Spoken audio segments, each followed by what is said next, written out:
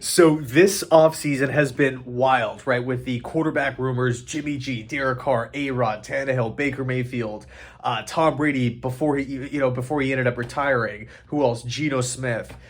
So many names on the market. It's looking like so many guys could be playing elsewhere. But it could get even crazier here because the three heavy hitters from the NFL Network, Ian Rappaport, Mike Garafolo, Tom Pelissero, just put out a piece titled "Trade Lamar Jackson?" question mark. Ravens plan to tag and keep quarterback, but could be tempted by a big trade offer. So right now, like we all know what the holdup is with Lamar Jackson in Baltimore.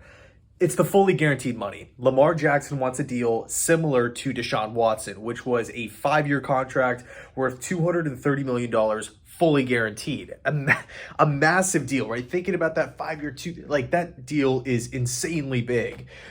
That's Lamar wants something in the ballpark of that. It's looking like the Baltimore Ravens, although they've expressed publicly that they want to keep Lamar, I believe it was either the general manager, DaCosta, or Harbaugh, forget which one exactly, said that there's a 200% chance that, Lamar isn't going anywhere. He is the Ravens quarterback. But, this new piece that literally just dropped, 4 minutes ago here. And by the way, I'll leave the article linked down below in the description box so you can go check it out if you like.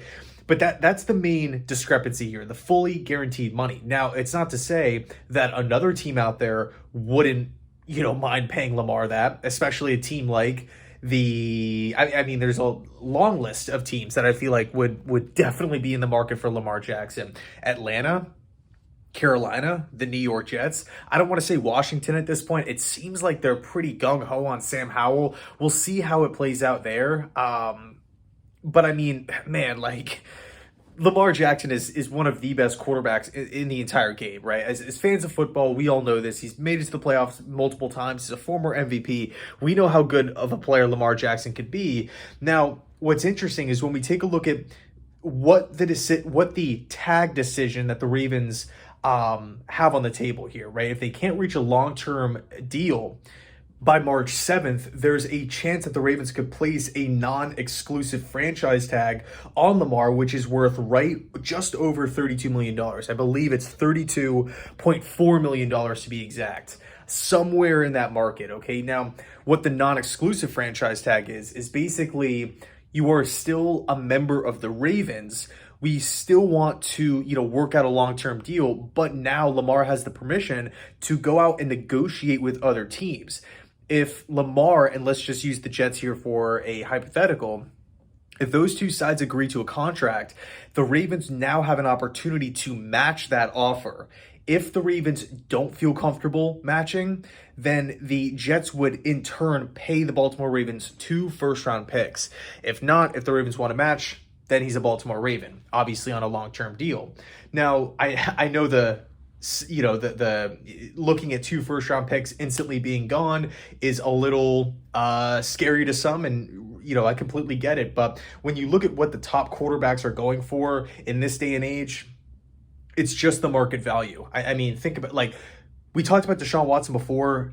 That trade was absolutely massive. I believe it was 3 first-round picks, 1 third-round pick, and 2 fourth-round picks, and then he gets the fully guaranteed deal from the Browns. That's a massive massive trade package that the Houston Texans received.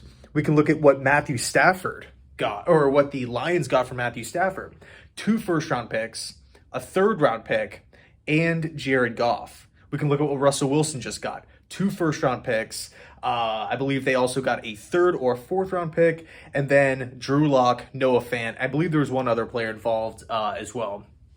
I mean, these deals for franchise quarterbacks are absolutely monumental here. So if think about it, the Jets got 2 first-round picks for Jamal Adams. If the Jets are in a position now to where they can negotiate a long-term deal with Lamar Jackson, land him, the Ravens don't feel comfortable matching that deal, assuming, maybe Lamar jumps A-Rod, maybe he jumps Jimmy G as options here for Joe Douglas and, this Jets organization. I thought the team was going to be a lot higher on Derek Carr. It just doesn't really seem like there's that aggressive push from Joe Douglas here, but it is what it is at this point. All the Jets have to do is land somebody, right? They got to land at least somebody that gives the Jets an actual chance, a realistic chance of not only just making the playoffs, but capable of making a playoff run, not just getting in there and getting bounced, lose by 20 in the first round, and then we call it a day, and that's a successful season. I do not want that to be the case, right? Of course, one step at a time. Got to make the playoffs first. I get that, but man, if the Jets have an opportunity to land Lamar Jackson for 2 first-round picks, I'm doing that every day of the week. I am doing that every day of the week. I mean, granted, he's been hurt back-to-back years now. It seems a little weird trying to get the exact information. Nobody outside of Lamar has look, because Lamar has been pretty active on Twitter and whatnot, and he's said what he's dealing with, which is, totally fair. But for whatever reason, you just get the sense that the Baltimore, maybe it's just me here and a couple buddies that I've talked to about the situation, but it just feels like the Ravens are getting tired of this for some reason.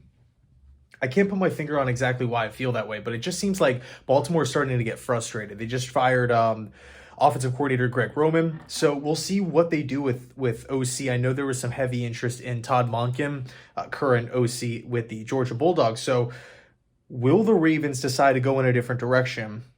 Will they try to, place the non-exclusive tag on Lamar if that long-term deal doesn't get done by March 7th here? I mean, what's today? Saturday, February 11th. Time's ticking.